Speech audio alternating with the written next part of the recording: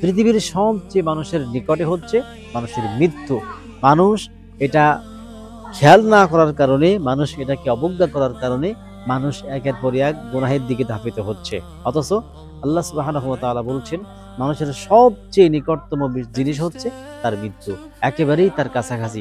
প্রত্যেক দিন মানুষের কাছে মৃত্যু এসে নক করে, এরকম ভাবে নক করে যায় যে, হে আল্লাহর বান্দা, তুমি কি প্রস্তুত আছো?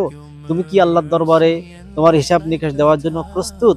তুমি কি কিয়ামতে মহাশরে আল্লাহর দরবারে হিসাব দেওয়ার জন্য প্রস্তুত? এরকম ভাবে প্রত্যেকটা দিন মৃত্যু আপনার দুয়ারে এসে এরকম ভাবে কড়া নেড়ে যায়।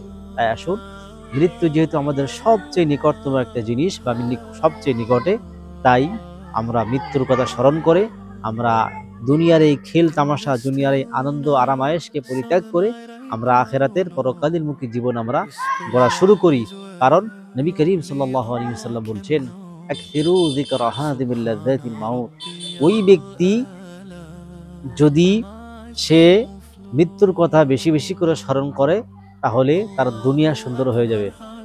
আকসিরু যিকরা হাযিমিল লাযাতিল মাউত, যে ব্যক্তি বেশি বেশি করে মৃত্যুকে স্মরণ করে আল্লাহ তাআলা দুনিয়ার স্বাদ, দুনিয়ার আরামায়েশ তার মন থেকে উঠিয়ে নেন। সুতরাং আমরা যদি মৃত্যুকে বেশি করে স্মরণ করতে পারি তাহলে আমাদের দ্বারা গুনাহ কম হবে, আমাদের দ্বারা খারাপ কাজ কম হবে, আমাদের দ্বারা ভালো কাজ বেশি হবে এবং আমরা অতি দ্রুত আল্লাহ তাআলার নৈকট্য হাসিল করতে পারবো। আল্লাহ তাআলা আমাদের সকলকে বেশি বেশি করে মৌতের কথা স্মরণ করে পরকালীনমুখী জীবন গড়ার তৌফিক দান করুন।